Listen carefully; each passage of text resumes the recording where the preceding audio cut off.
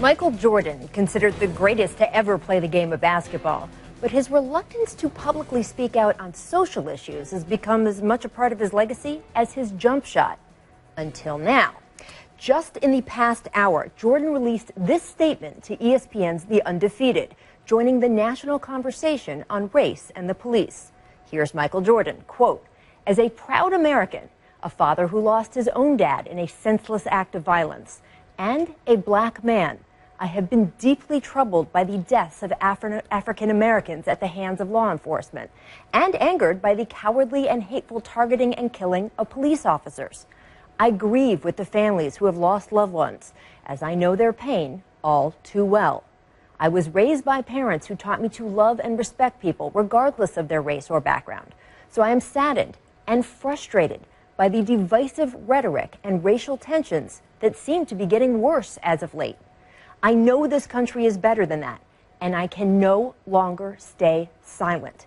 We need to find solutions that ensure people of color receive fair and equal treatment, and that police officers, who put their lives on the line every day to protect us all, are respected and supported. Over the past 3 decades, I have seen up close the dedication of the law enforcement officers who protect me and my family. I have the greatest respect for their sacrifice and service. But I also recognize that for many people of color, their experiences with law enforcement have been different than mine. I decided to speak out in the hope that we can come together as Americans and through peaceful dialogue and education, achieve constructive change."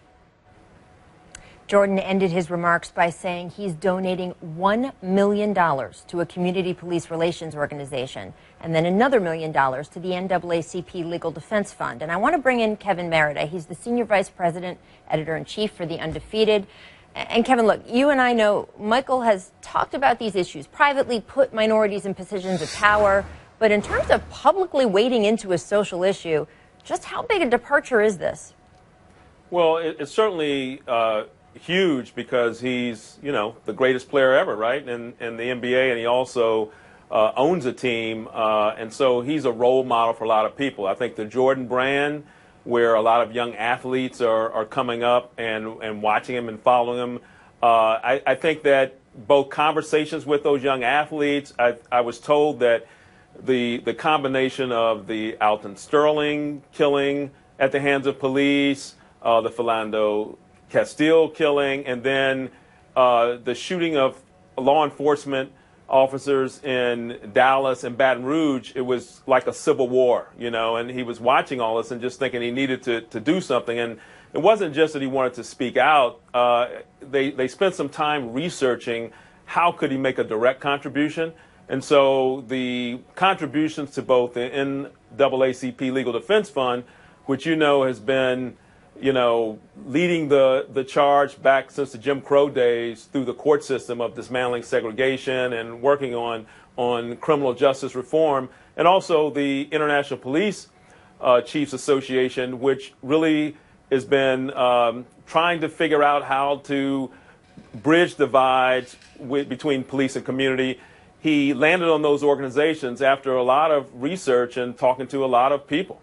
And this is, of course, such a contrast against the most famous political story with Michael Jordan. 25 years ago, the first black mayor of Charlotte was running against the controversial Republican Jesse Helms and asked Michael Jordan to come out in support of him. And, this wasn't a direct quote to the public, but it was written in a book that Michael Jordan's quote to an associate was, "I don't know, Republicans buy sneakers too." And that has kind of been tagged to him and stuck with him for so long and really used against, in contrast to today's generation of NBA players, LeBron James, Chris Paul, Carmelo Anthony, Dwayne Wade, who we see speaking out on social issues.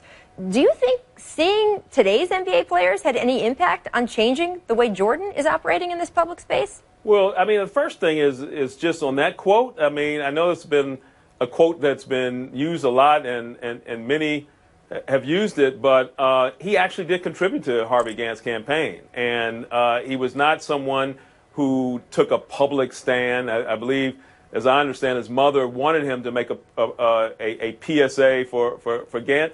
But he did actually contribute, which is something that people could find in the contribution records. But I think that the athletes today, certainly what we saw at the ESPYs of them making that statement on stage, I think Jordan would applaud that. And I think we're kind of seeing a renaissance, really, of lots of athletes feeling like, we're citizens of the world. It's time to step up. And Michael Jordan certainly has made a home for those athletes because he's an owner of a team, and he has a very popular brand with Nike. And the financial power, too. Those $2 million are going to go a long way, and we shouldn't forget that either. Kevin, thank you so much. I appreciate your time. Thank you, Rachel. All right, so let's take a turn here and address one of the other biggest issues of the past 24 hours, cheating. Of all the issues in sports, that's the one that cuts the deepest, right? After all, if the game is rigged, winning it just doesn't mean as much. So what happens to an entire Olympics riddled with the specter of cheating? Well, we might be about to find out. Yesterday, the International Olympic Committee declined to ban the Russian team from the Rio Games. This is despite last week's report from the World Anti-Doping Agency stating that large segments of the Sochi Olympics were essentially a big con. WADA's Richard McLaren found out that Russia provided its athletes with performance-enhancing drugs, then used its military police force to cover that drug use up. The system was set up after Russian authorities felt it was an abysmal medal count by the Russian Olympic team at the 2010 Vancouver Winter Olympics. The Moscow laboratory operated for the protection of doped Russian athletes within a state-directed, fail-safe system, which we describe in the report as the disappearing positive methodology. Operated for the protection of doped athletes. All right, well, after that report, athletes around the world called for the Russians to be banned from Rio. They're not the only ones. Here's the CEO of the U.S. Anti-Doping Agency. He said, quote, "The McLaren report has concluded beyond a reasonable doubt a mind-blowing level of corruption within both Russian sport and the government that goes right to the field of play. Looking forward, we must come together as an international community to ensure this unprecedented level of criminality never again threatens the sports we cherish." And look, it seemed the IOC was ready to take major action. Here was IOC President Thomas Bach after the McLaren report came out. He said, "The findings of the report show a shocking and unprecedented attack on the integrity of sport and on the Olympic Games. Therefore, the IOC will not hesitate to take the toughest sanctions available against any individual or organization implicated." So, how did we get from that to Bach yesterday? Here's Bach outlining the procedure for how determining which Russian athletes are clean enough to compete in Rio. The international sports federations will carry out an individual analysis of each athlete's anti-doping record, taking into account only reliable international tests. That means Russian tests cannot be taken into consideration.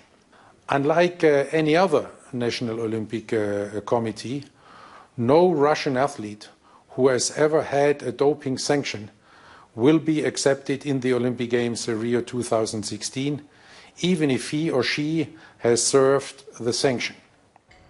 So basically, the individual sports federations have just days now to vet Russian athletes, and there's been questions about not only whether they're equipped to, but how badly they will even want to. Of course, how the decision was received depends on who you are. Here are the ministers of sport from first Russia, then Australia, and, well, they don't see things the same way. Мы понимаем, конечно, все сложности обсуждения, но мы очень признательны за то, что Международный олимпийский комитет все-таки, рассматривая между коллективной ответственностью и все-таки правами конкретных спортсменов, он все-таки остановился на том, что каждый спортсмен, имеющий сегодня безупречную репутацию, чистый от допинга, имеет право на выступление на Олимпийских играх. I maintain the view that any actions less than what WADA has recommended at this critical point in time risks Rio being overshadowed by a contagious suspicion of compromised integrity and damaging the reputation of the Olympic movement. It's going to be very difficult for the international federations in the 12 days before Rio to go through what they need to rule in or out athletes in terms of resources and in terms of time. I want to welcome in ESPN senior Olympic writer Bonnie Ford. And Bonnie, you quoted Travis Tigart, the head of the U.S. anti-doping agency, saying the IOC has refused to take decisive leadership here. Why was this considered such a cop-out, a weak decision by so many? There are many anti-doping agencies around the world, USADA just being one of them, along with numerous high-profile athletes and observers of the scene who just felt, hey, there's a tipping point here. There's enough evidence, and yes, the investigation was abbreviated. The reason it was abbreviated, the reason not all of it's been vetted, is because there was so much foot-dragging by the IOC and by WADA. So there was a tipping point reached, they felt, where no Russian athlete could really be above suspicion. The doping was systemic, it was state-supported, and therefore it was balancing out individual rights versus collective rights. They felt that the IOC should ban the entire Russian delegation, with some exceptions granted, possibly for a handful of athletes who really have been outside the system. And yet where they ended up was this idea of you can compete if you haven't had a positive test and are vetted by the federation. At the same time that WADA's releasing the report saying, hey, look at all these people who cheated without positive tests. How is then that the standard they think is going to make people feel comfortable? That's a great question, Rachel. And the international federations so far who have weighed in have pretty much rubber-stamped the Russian Olympic Committee's choices. And to be fair, they probably started this vetting process a little bit before this decision was handed down because this compromise was sort of in the wind. But the international federations aren't going to buck Russia if the IOC didn't, simple as that. And many of them have the same kinds of overlapping interests, shall we say, as the IOC does with Russia. So I don't expect a lot of Russian athletes at this point, other than track and field, which is suspended, to be excluded from the Olympic Games. Now, I also want to add that this ban of previously banned athletes, if that's challenged by any of those athletes, that's not going to stand up. That issue's been arbitrated. The IOC lost 5 years ago, so no idea why that would be included in this decision. Oh, good. More uncertainty. I'm sure that's just what the Olympic athletes headed to Rio are going to be looking forward to. Bonnie, thank you so much. I know we are going to hear a lot more about this from you in the days to come. Thanks for being with us.